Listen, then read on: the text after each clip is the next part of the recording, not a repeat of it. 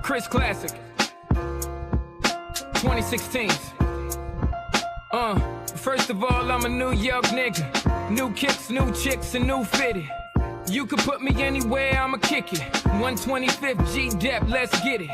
I hate when niggas say you make real hip-hop. I will still fuck your bitch in Gucci flip-flops. The problem is if I say anything intelligent, you call it conscious like it's somehow not relevant. I agree that this ain't really for KOD, but say la vie out the bows in the SUV. On my way to the Black Oscars, the late Oscar Grant is getting honored. Somebody tell Ryan Coogler he's a monster. And Magic and Jordan will be the sponsors. What's going on? Welcome to the Misfits of Comedy podcast. It is your boy C.H. Trowers in the house. Another Wednesday in the A. Raining, drizzling, stopping, hurricaning, winding. A lot of bullshit. Normal Atlanta weather. We don't know what the fucker wants to do. But I got my guest today, Mr. Dante Ray. What's going on, brother? What's happening? What's up? What's up, world? How y'all doing? Please sit down. No need for no standing ovation. I've been watching brother for a minute. I've been wanting to reach out and finally got him to come on the show. So I'm happy. I'm honored. Come through. OG, what's going on, man? Oh man, everything and none at the same time. Just happy to be here, bro. Thank you for the opportunity to come on this amazing platform and talk to the peoples. Yes, sir. Yes, sir. So, let everybody know where you from and how long you been doing comedy. Yeah, man. I'm originally from Pontiac, Michigan, right outside Detroit, Yaktown, and down Yaktown. That's where I was born and raised. What up, though? What up, though? And then I moved to LaGrange, Georgia, so I'm a northern guy with some southern gentleman qualities. Okay, I finished high school in LaGrange, Georgia, class of '90. Shout out to the trendsetters. Okay. And been in Atlanta, or this southern region, ever since. I've been doing comedy about over 20 years. See, 20 years. I started with improv. Yeah, I've been in for a minute. I started doing improv. That's how I started my foundation is improv. I'm a member of the Blacktop Improv Group. At one time we were the only all-black improv troupe in the nation, like the late '90s, mid 2000s, comprised of at the time 9 stand-up comedians. Who came out of that class? Oh man, some heavy hitters. Sean Larkins, Big Kenny Johnson, Lab Love. Oh, okay. Corin Oglesby, C-Dog, Darian Perkins, Swift, my man Swift. Okay. Who else is in? Pat Brown. She on tour with Tracy Morgan. I said Sean Larkins. Got my man Tiger Gibson in there now, and my other brother Larry Ream, who's you see him on BMF. Nice. So yeah, it's a lot of talented brothers and sisters in this group. All right, that's what's up. So doing improv, I'm a huge fan of improv. I think it's a great asset to comedy. How do you feel that adds to your value as a stand-up comedian? Do you recommend that people should do it, or what? Oh yeah, I definitely recommend it. I think it's just a tool that you can use and leverage in stand-up, because it keeps you sharp. It keeps you prepared to adjust to anything that may happen. Keeping you quick on your toes, and not to fluster you, right? You can just adapt to any situation and make it funny. I think it just gives you the tool to be able to really relate to all audiences, to all situations, and it's just another asset or arsenal to have to use as a weapon to get people to laugh. Okay. Are you a big crowd work guy because of it? I do crowd work. I host a lot, so I have to have that skill to be able to do crowd work. But for me, it's good to be able to do crowd work and have material to give them a whole show. So but I definitely, the improv helps with the crowd work. It helps with the hecklers. It helps with clubs that have fans falling down in the middle of your set, all that good stuff. That's what's up. Yeah, improv is a great foundation, I believe, for anything, acting, stand-up comedy. You can use it in the corporate world. It gives you a lot of tools that just help you in life. Right. So when it comes to your process of comedy, are you a big writer, or are you the type of it off the top of your head, or it's a mixture of both? Yeah, it's a mixture of both. I believe I'm not a pen to paper type of person. Okay.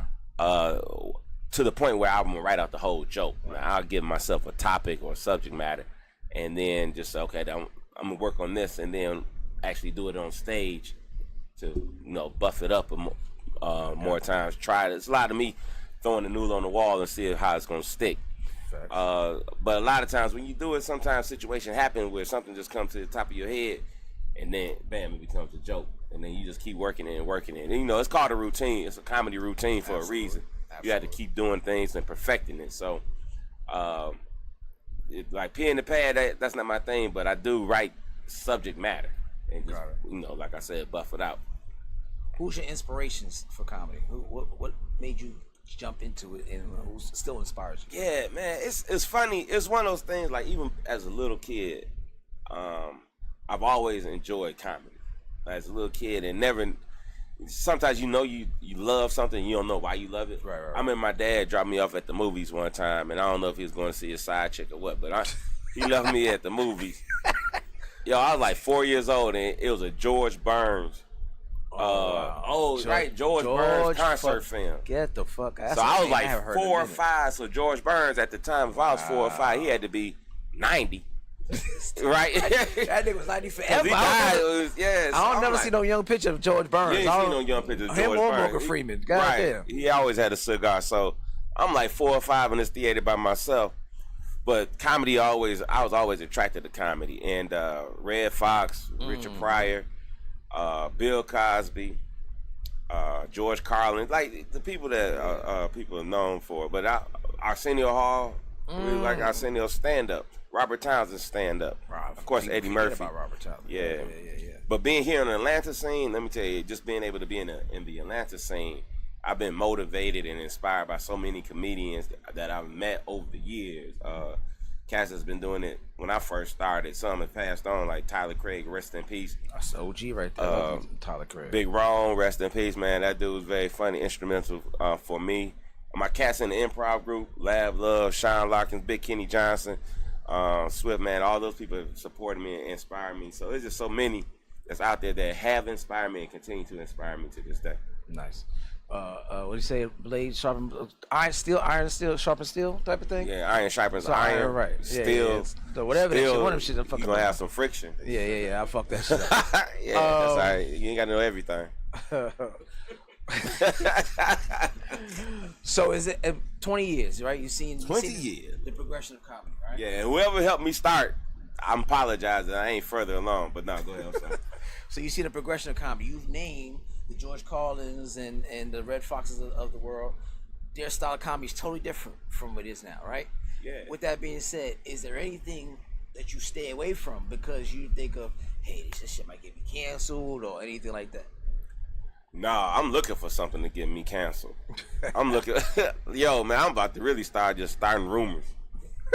It's like I started one that was probably too bad. My homeboy said, "No, I don't even do that."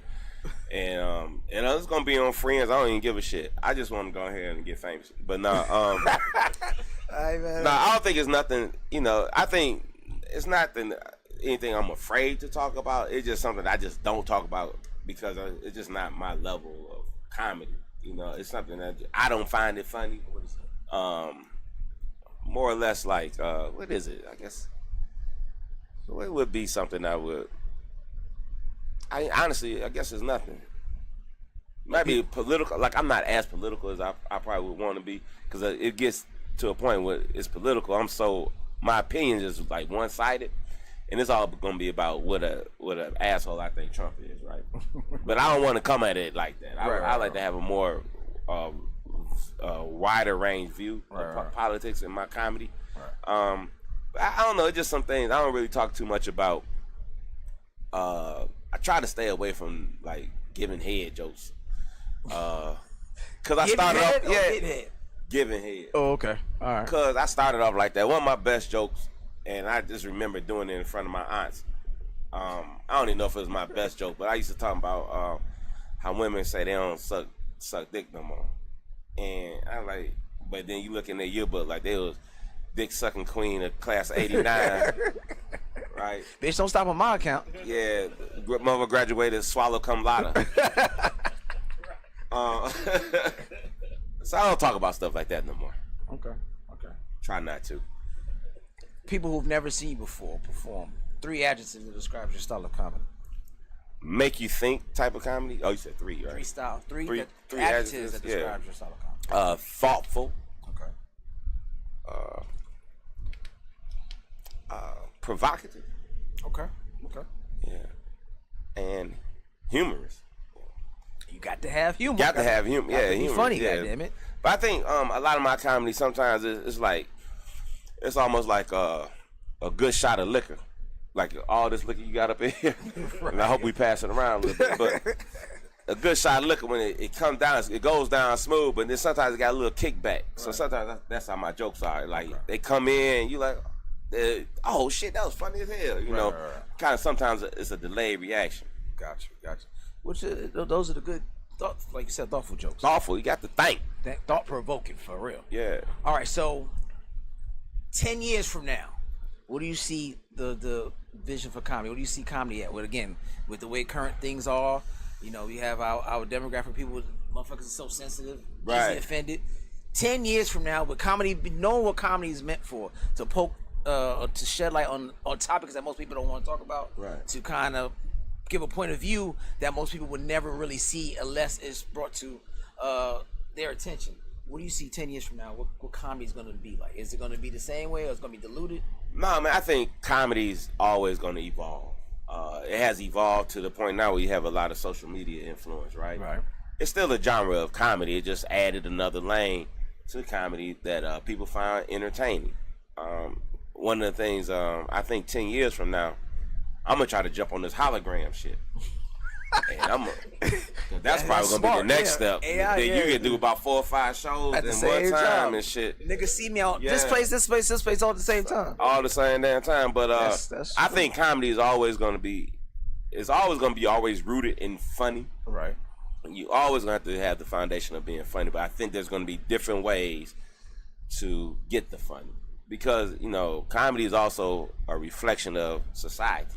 Exactly. And I think with some of the things you may be alluding to, like with the decrease in attention span of humanity, the comedy has to be different. So it's difficult unless you're a genius at it, like the Ali Sadiqs and Dave Chappelle's and things of that, people of that nature. Storytelling is probably going to be the one that's going to suffer the most, because people ain't going to be like, you're right. Motherfucker, get to the point, get to the joke.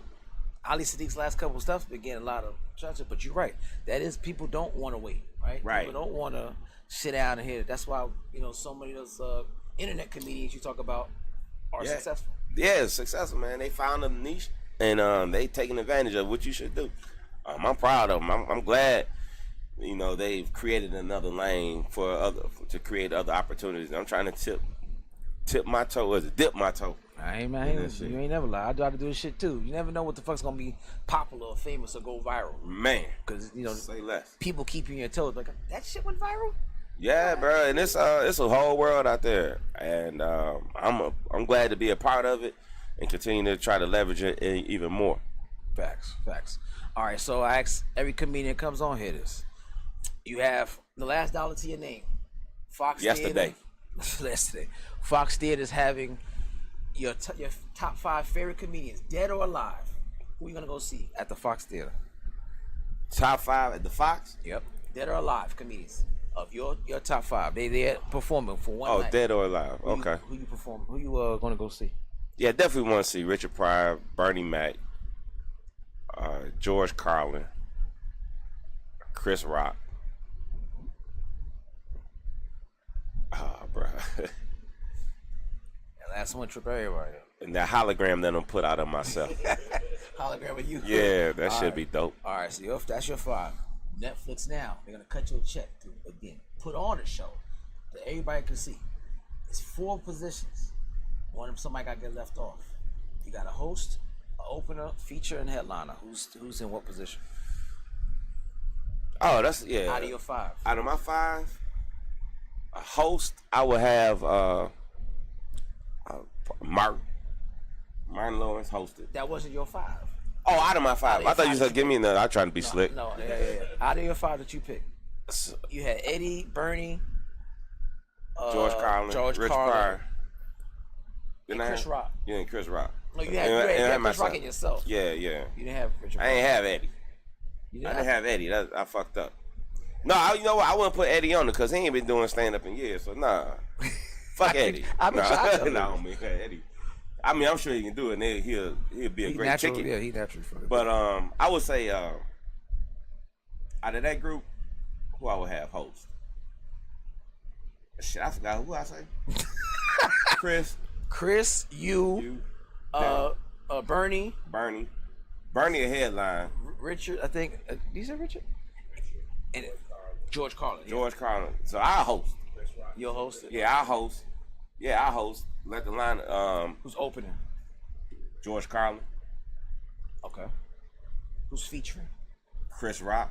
And you said Bernie's headline. Okay. Oh, that's forced. I had to leave somebody out. Yeah, you had to leave somebody out. Yeah. I left Richard out. Yeah. So take Chris Rock off. You take Chris Rock? No, take George Carlin off.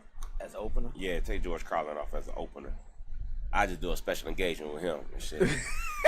This gonna be a DEI comedy show. Shit, it's all black. All right, that's a good list, man. Good shit. All right. So we can go with some of these topics. All right. So it says the average man spends an extra $15,000 or more a year when in a relationship or trying to pursue females on dates, helping out with bills included, funding a woman's maintenance, and all the other kind of stuff, helping them kids, what else, so on and so forth. How do you feel about that? You think it's true, or is it more? $15,000 a year, an average man, or one female trying to court her? Not including wife. No. This okay. Just, I mean, it can include wife. It doesn't say specifically. It says about just right. dealing with a woman. On average, man, dealing with a woman in general. That sounds about right. 2 hours, or should be more. I believe that's probably more relative. I think it's more. It's correct. Right. But it could be more depending on where you live too. So I think Atlanta's easily gonna be more than 15. Yeah, it's gonna be 15,000 a month in right. Atlanta. It's hard. Nigga. Yeah. Yes. But I think anywhere else you might be like somewhere New York, LA 15. That's gonna be more. Yeah. LA somewhere like Boise, Idaho, you probably can get up under that. Take them up to a potato farm. You give about 3,000 a year for the motherfuckers. Easy. Yeah. Bitch, just go sit in a cornfield and look at the stars. I don't know. That's what I'm trying to learn. What about Detroit? What it was looking Detroit? like? 15? 20. You gotta.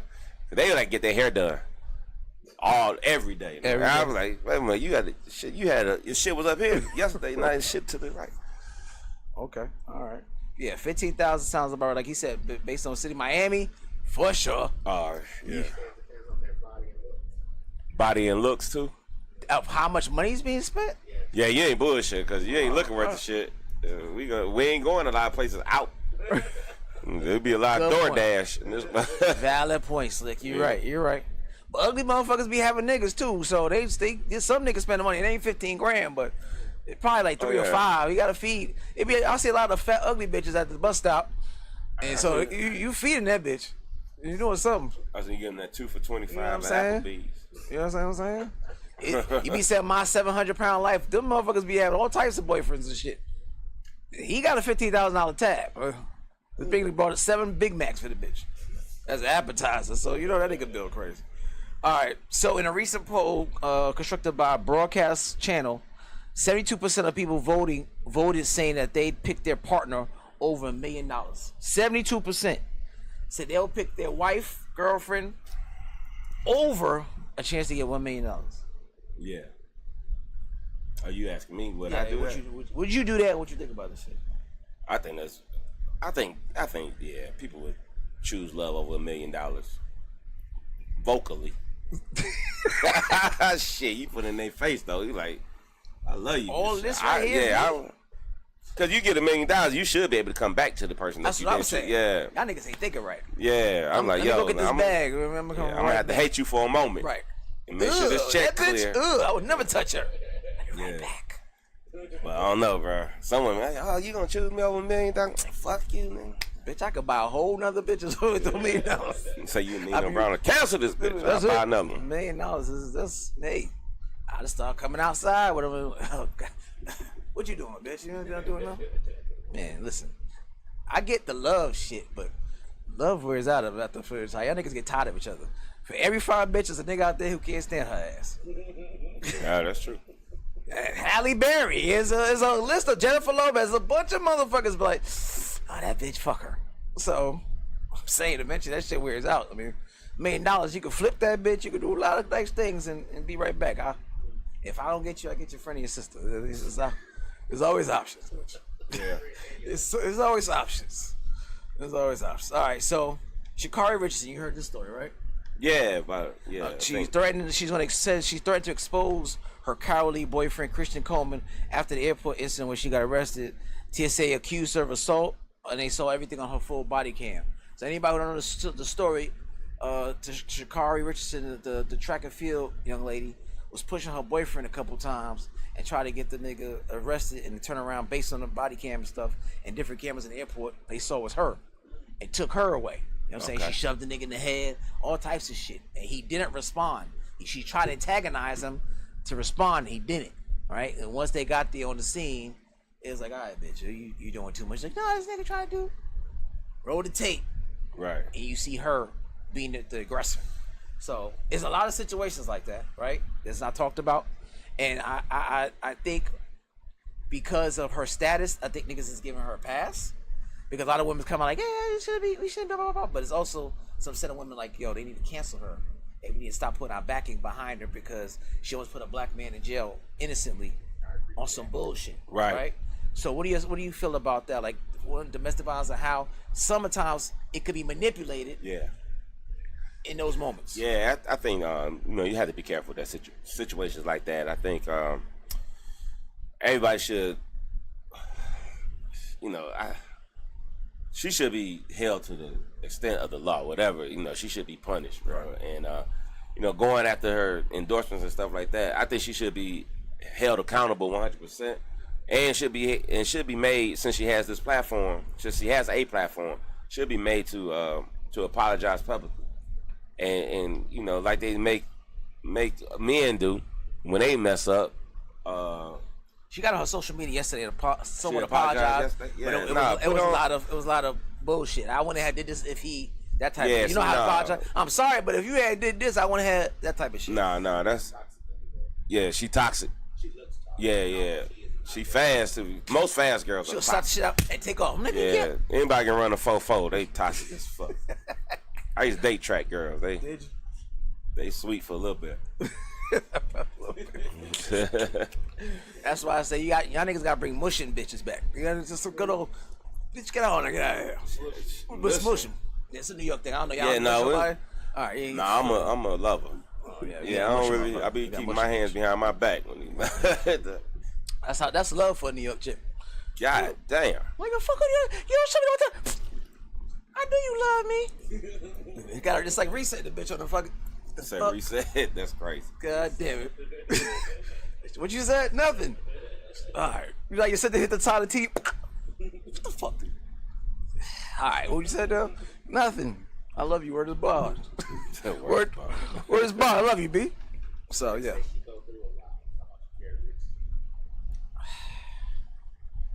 So that's the excuse. She go through it like, could he say that shit if it was on the other's foot? Come on now. What? That's wild. The fuck does that mean? She go through it. We all do. That don't mean shit. You did it in public and try to get the nigga damned up. Yeah, you gotta watch out for that stuff. Tax her shoes. America ain't gonna risk that shit. Them niggas, as long as you bringing attention to America, making them niggas some money or whatever, endorsing them niggas like, all right, let that shit go. We'll let that shit go. They'll fucking forgive her ass. So she gotta lay low. And you gotta keep your hands to yourself, man. What the fuck? Yeah, ain't no Olympics coming up though, isn't there? Not for a few years. Not for a few years, but yeah, she couldn't lay low for her. Yeah, just chill out, man. All right, what else we got? Oh, FDA has approved Viz, V-I-Z-Z, the first acetylene-based eye drop for treating presbyopia, a near vision losing effect over 100 million U.S. Adults. So nearsightedness, developed by Lens Therapeutics. It works by shrinking the pupil to create a pinhole effect, sharpening near vision for up to 10 hours without blurry distance vision or causing the side effects which is seen in other treatments. So it's a drop meant to put in your eyes for 10 hours. If you're nearsighted for 10 hours, you have really good vision. And then I guess it wears off and then you fucking blind again. Right. Wake up blind all the way, yeah. Shit. Like Cinderella would be blind and crashing and everything. So Are you fucking with some type of drop? I mean, if you had Vicine every once in a while during the allergy season, but no, Yeah. I don't do no drops on my eyes like that. temporarily cease it. Yeah, they ain't saying nothing They ain't, about they that. ain't gonna give you all that. They ain't going into detail, but there's some side effect. All that shit. You probably may want to kill yourself. I love when they have the ones that make you suicidal. They whisper that shit. Maybe suicidal. But everything else, yeah. Like Maybe. John Sally got the linky eye. You ever seen John Sally? He always dapping. He got some. Oh, he do. It may give you Down syndrome eye. You may have one of them shits. Your eyes just droop when it's time to. Down syndrome. When the shit time runs out, your shit just like, oh bitch, let me get home. I'm fucking nearsighted, about to kick back in. But a lot of those experimental shits, I'm cool. I need the first wave of niggas to try that first. Let me put out the first 50 niggas to try that, and then let me get back to me. I don't want y'all niggas doing no vaccines, no none of that shit. Because FDA approved under this administration don't feel too comfortable. Say less. Yeah, you right about that. It ain't the old FDA. Yeah, you right This about that. FDA, this nigga is a group of niggas he play cards with right now. So it's a group of niggas he play spades with. I don't know if I want these niggas like, yeah, it's alright. Yeah, they ain't testing nothing. Whatever they can make some money off of. That's it. Yeah, let that shit go. Yeah. What's that? A dick enhancer? Put that shit out there. Yeah. No. That's the same niggas that approved the salmon shit I talked about last week. The fake salmon. Niggas scraping themselves off salmon and growing salmon for niggas to eat in 2 weeks. Instead of eat on the regular. For time. real? Yeah, and they gonna sell it to you to eat. Your ass gonna fuck around and have gills and shit after eating a plate of salmon at the lounge. I ain't no big fish person anyway, so I stayed away from them. Yeah, it's fuck all that shit. FDA, I think it's gotta come back in 4 years after this administration. I'm cool. Where you get that from though? I got my source. I got niggas that send me shit at this point. I ain't I got mean, look that's for nothing. ridiculous right there.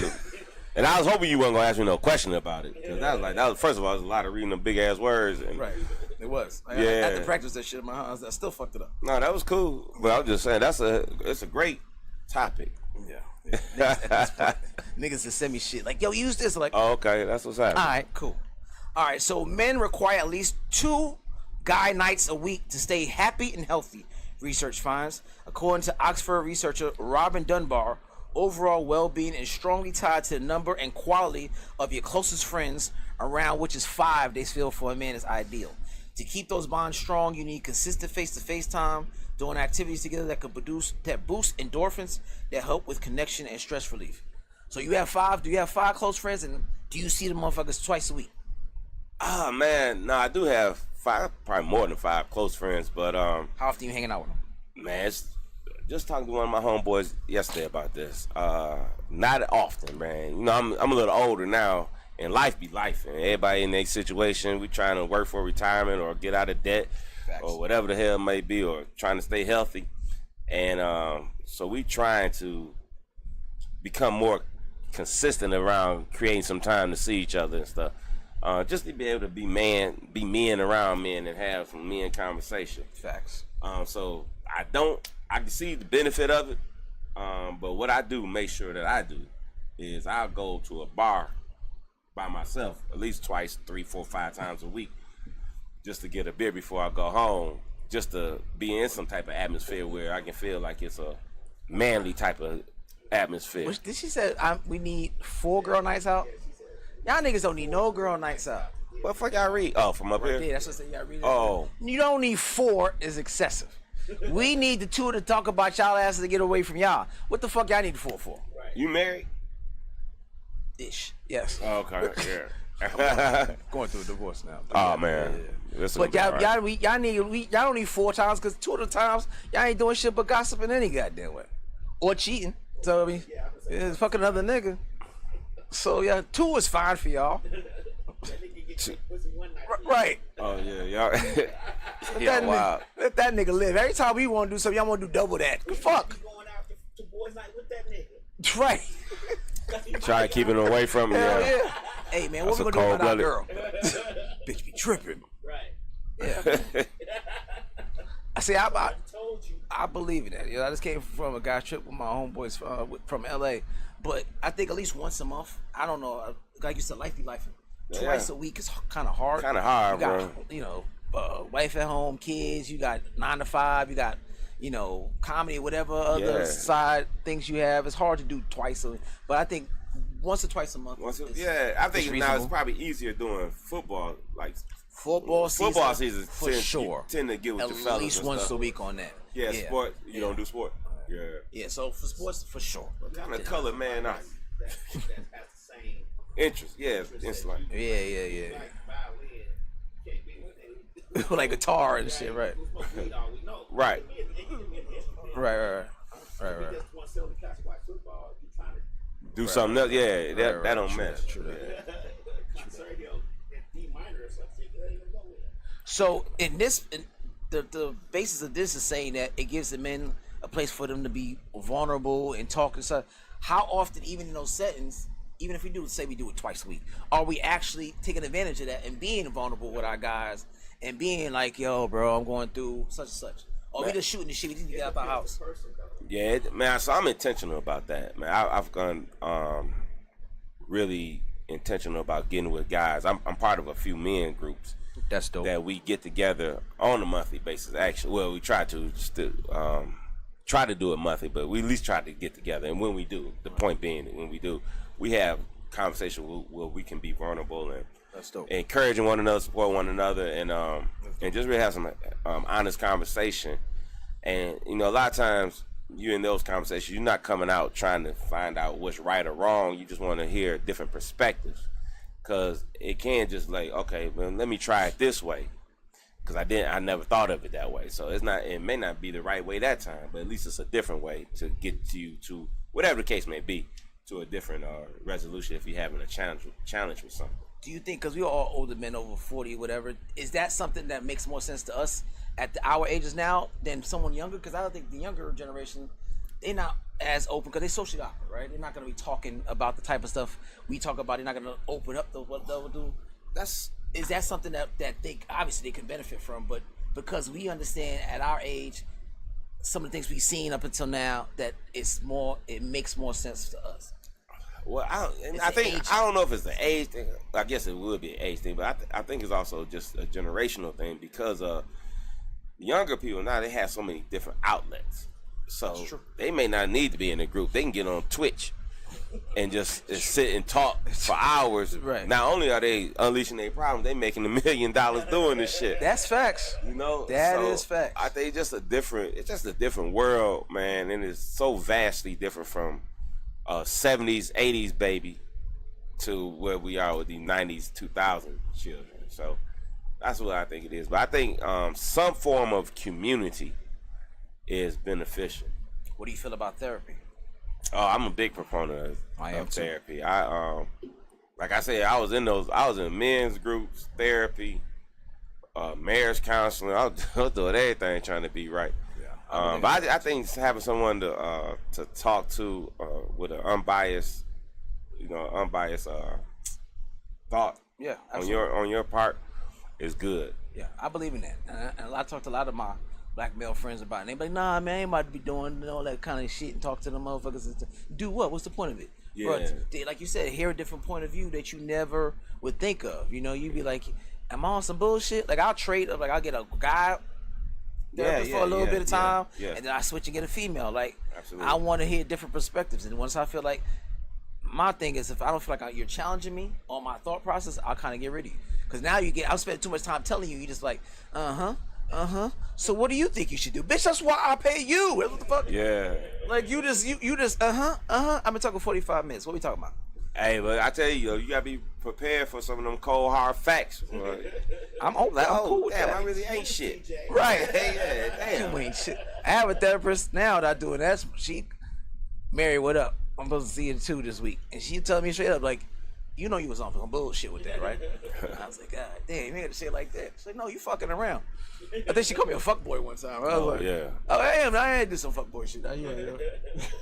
But she real, I love her. I'm like, Mary, what's up with those? She's like, all right, so we venting or we looking for solutions? Like, she'll ask me, we venting tonight or are you looking for solutions for it? Yeah, that's the case. Sometimes you just want to be, you want to just be heard. But sometimes you need some direction too. Yeah. So she'll hear me out, and then she'll help me self-reflect and figure out where to go. And this is your homework, and this, and that. So that type of shit you need. I like you said, I think everybody should do some level of therapy. Man, woman, black, white.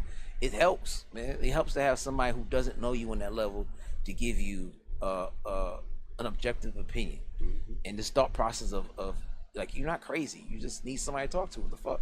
This probably could save us from a lot of bullshit that go on in the world right now. Some level of racism, school shootings, all types of shit. You just need somebody to talk to, right? Most of these motherfuckers, when you write their manifestos and shit like that, mom ignored them and they did this. They just needed somebody to fucking talk to or jerk them off. Either way, they need a relief. You niggas don't be there for them. That's it. Bitch, I tell you, you see a nigga. That's it. Bitches, y'all see a nigga out there with trench coat on and a fucking headband. Go jerk the nigga off. He gonna shoot somebody. That's it. Save a life. Right. That's it. Hey, what's your name? Man, hold the nigga hand and go jerk him off. He gonna do some stupid shit, bitch. It's hot outside. Save a life. All right. What else? It says that this is from Dame Dash. I love Dame Dash quotables. Any man who talks about another man's pockets is gay, according to Dame Dash. Of course, everybody knows he has a lot of times he talks about Jay-Z and all kind of stuff. But recently, he has an $800,000 debt that he's been trying to get paid and taken care of. He even went as far as selling his shares of Rockefeller to try to help pay some of that. But he said, anytime you niggas out here talking about my type of debt and shit like that, that shit gay. Talking about niggas' pockets. He's been saying for you. What do you think about that? Counting man's pockets and say like that. A lot. Yeah, man, there's a lot of these. I think you guys got a great platform here, and I think what had the bad thing about social media, it has given too many people too many voices. Absolutely. And it expanded. Absolutely. Like, first of all, you doing exactly the same shit you trying to call somebody gay for doing all the time. And only thing is gonna be is gonna be more prominent. No, it's gonna be prominent now because it's the last thing you said. Right, but you was doing the same thing just a few years ago, whatever the case may be. Yeah, he still does it. Yeah, he still does. So yeah, man. Shit, all kinds of stuff. I ain't got time to be thinking about nobody else's pockets, bro. I ain't really. That's wasted energy, man. Yeah. That's for who? Right. You know who could think about somebody else's pockets? The IRS. And they sure do count your pockets. They got the job for that, so let them do their thing. They sure be on their fucking job. Yeah. Do their thing. But you always got them niggas. You always got some friends like that. Like, damn, Dante, you out here doing good, baby. I see you with that dude whip shit. Yeah. I see you with your chain on, baby. You sound like, nigga, come on, bro. I'll be bringing flossing. Mad attention to me right now. Right. Yeah, I see you shine. That's trying to deep. be like, you let me hold something, like all that bullshit. Them niggas be getting on my nerves. But you know how it is, though. I think we don't know how to. We don't know how to compliment sometimes. Right. Without it, we are different people. I love it. Yeah, that's pocket watching on a different. I didn't be slick with that shit. Especially when I go home, I'll be like, all right, get it. Yeah. Relax. You know what I'm saying? I done caught myself seeing my home. As soon as I do this, I know you done came up. It's cool giving your people's props, but then it start turning different when you start naming shit. I know that shit. Look, is that real? I know that shit costs like blah blah blah. Hold up, niggas. Niggas is looking right now. Relax. Hold on. I want to walk out of here with the shit on my wrist still. That's when I do like You see it. You shining on. That way you do like that. Right, I don't do much. You know what I mean? Check me out next week. They owe me something crazy. Niggas say, we gonna rob this nigga when he come around. Tuesday, what you say you come around? Yeah. Hell no. All right, what else we got? Chris Brown, a fan, he has this thing where he's doing, this nigga get all types of money. He have niggas buy his show, and then he got those one-on-one shows with niggas after $1,000 to sit and pose and take pictures with him. Oh, yeah. So now he got a thing where if you can identify his daughter out in public, you win $10,000 and a car. So his daughter royalty. So a fan identified his daughter. He came out the woodworks. I guess he had cameras and shit, and gave the person $10,000 and a new car. Chris Brown got too much fucking time in his hands to pay. Where's my daughter? Like, where's Waldo? Where? Fuck that shit. Did you hear what they said? The niggas be saying about Chris Brown when he come to town. What do you do? Like, please get that nigga out of my town. He fucking ain't bitches. Oh yeah. That's not new. That's niggas. That's been the thing. If your woman want to go Chris Brown, leave her, nigga. Like, Chris Brown and Usher, leave her. Comments was like, Get this nigga out of town, yeah. That's I heard, the who was that? Who was talking about, Michael Jordan. That's when, Vernon Maxwell, Yeah, I know Vernon Maxwell. You heard him I say know when Vernon. Michael Jordan come to town. Like that, my wife don't be wearing my jersey when Mike come to town. She got on Mike jersey and shit. He did say I that can't shit. stand that motherfucker. Yeah, I heard that shit too. Yeah. Hey, bro, there's a lot to come when you're an R&B celebrity. Shit. Sometimes you just gotta understand. Bro, you might be the baddest man at the moment, but shit, this dude singing in her ear. Yep, you can't. When you ain't around, and she got them in them ear pods and he dancing and shit, and you can't dance. Yeah, he be doing all this shit. Yeah, you can't beat that shit, nigga. Nah. You ain't beating Prince. You ain't beating none of these fucking light skinned niggas. And with the good looks and all kind of shit, all the extra moves, them niggas come in town, it's a wrap. Cause I know Prince come around with that shit like, bitch, come on, let's time to go check, please. Yeah, oh yeah, say that. Cause this niggas talk, hey, come here. He do this shit and point to point and bring you done, nigga. She gone. So no, I get it. If your lady going to see Chris Brown, yeah, it's a wrap. And she paying for that $1,000 one-on-one photo thing. Yeah. Yeah, man. These, but she come back to you. I mean, After just like he women ran though. through. They like shit. If you had the opportunity to be with Beyonce or something, or Nigga, that motherfucker get close to your ass. I'm not just saying hypothetically. Our shit to be hypothetical. They should be reality. They should be reality. I saw somebody taking a picture of Meg Thee Stallion trying to grab her ass. They had the bodyguard like move her arm up. Yeah, that shit ain't gonna happen. I've been a grabbing motherfucker too. I love when women be trying to have conversations. I think I was with a couples group, my wife at the time, and we all sit down. They talk about having a hall pass. And you start having the pass, and be like, all the women, like my hall pass is Nia Long or Rihanna, right? So the chances of me ever getting those motherfuckers would never happen. But because of you being a female, your hall pass, my wife's hall pass is Morris Chestnut. If you see this nigga in the mall anywhere like that, it's a chance because you're a woman. There's no chance of me getting my hall pass ever fucking validated. Like that's just it's a fucked up conversation to have. Because you're gonna get to yours before I'm ever gonna get mine. If it's Chris Brown, if it's whoever the fuck it is, Drake or whatever it is, you're gonna get to yours. So I gotta fucking bite that bullet when you be like, yeah. So you was with Drake. I didn't do nothing.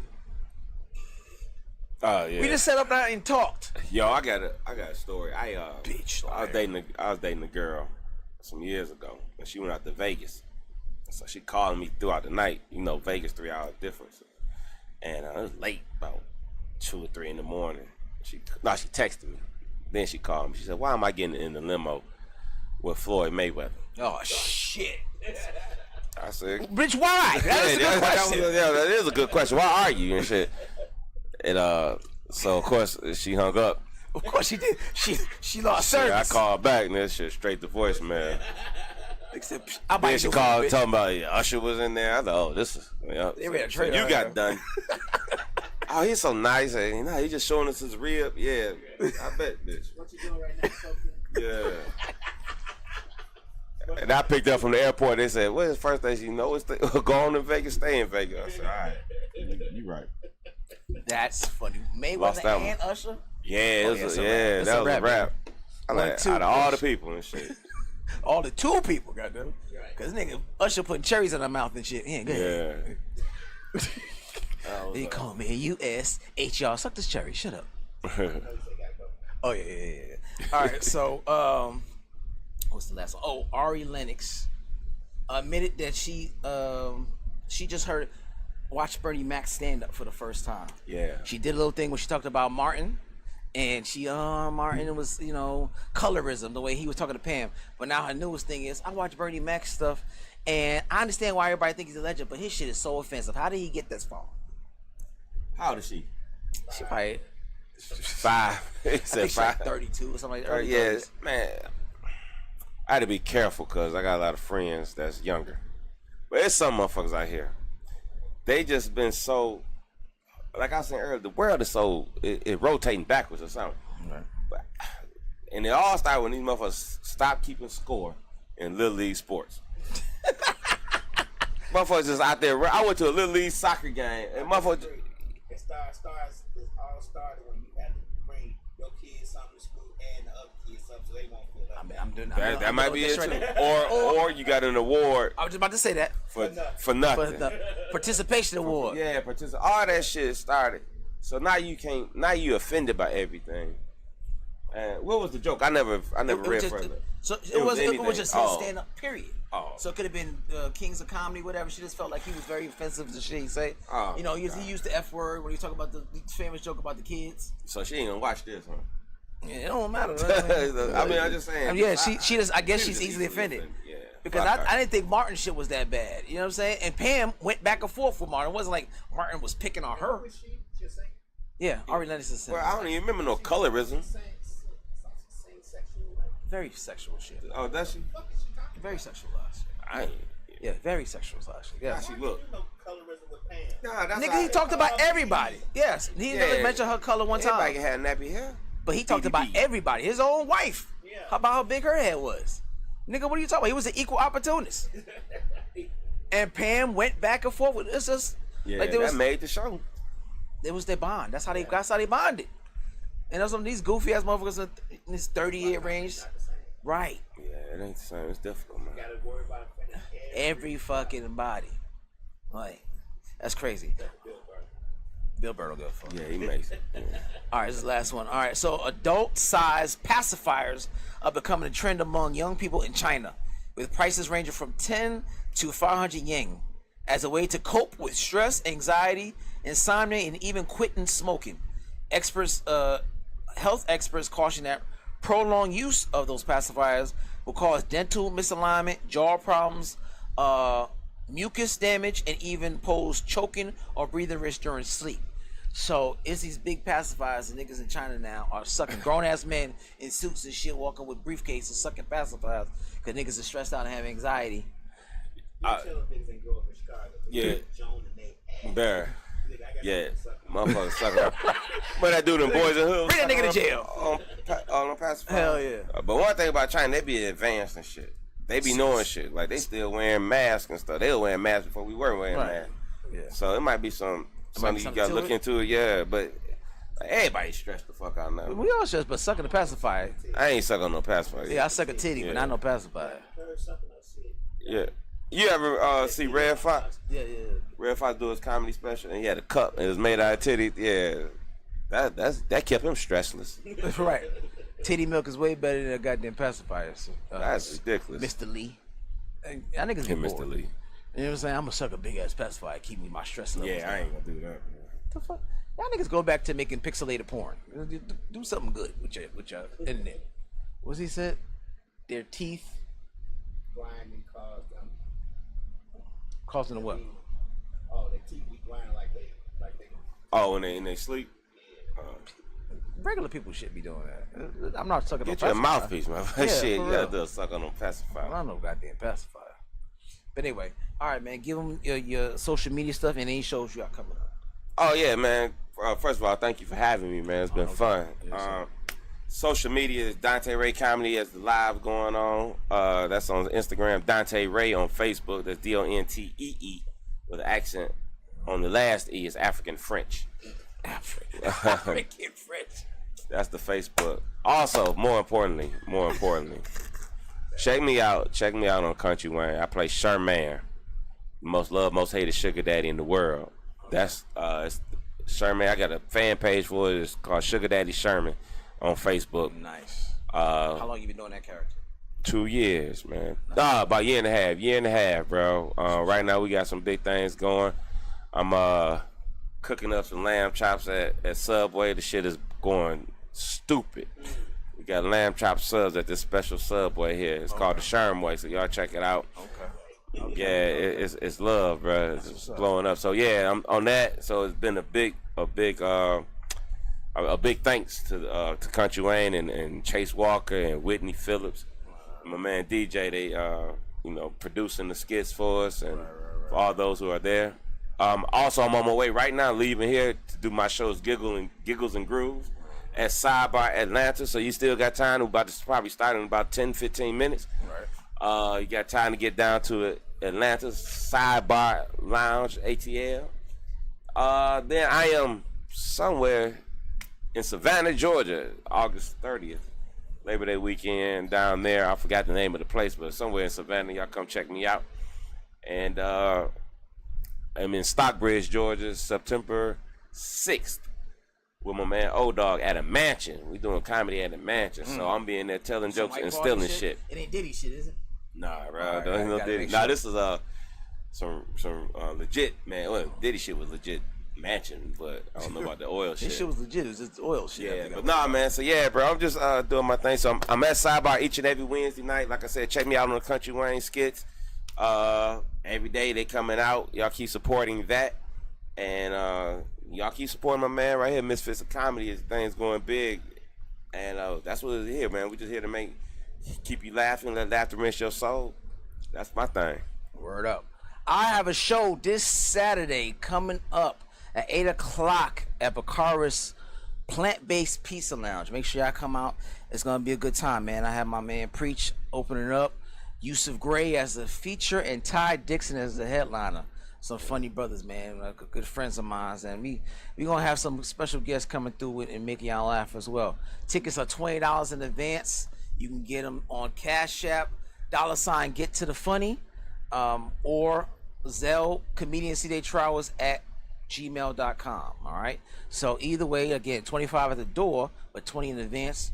Come out, check us out. Have a good time. It's an intimate setting, about 40, 50 seats. So I want y'all to make sure y'all get your seats because y'all don't want to miss it, man. It's gonna be really, really funny. I've done these shows, 10 of these shows last year, and every time people really enjoy it. So come out.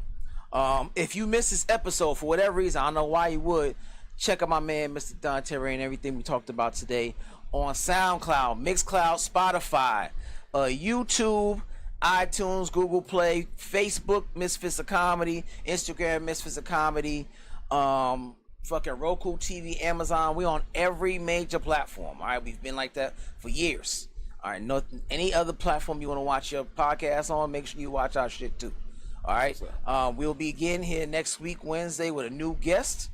And then every other platform that we have on, every other podcast show we have on the Mistress Radio and TV, please support. We have a show every night of the week, 2 and 3 on Sundays. All right, so we got something for every palate, your taste buds, anything from money to weed to, whatever. Things that's going on regular day, stripper talk, whatever you want to talk about. I got my comedy show, like whatever, we have a little bit of everything, right? So make sure you're watching a show on with us, Misfits Radio and TV, and then again, see y'all next week. Peace.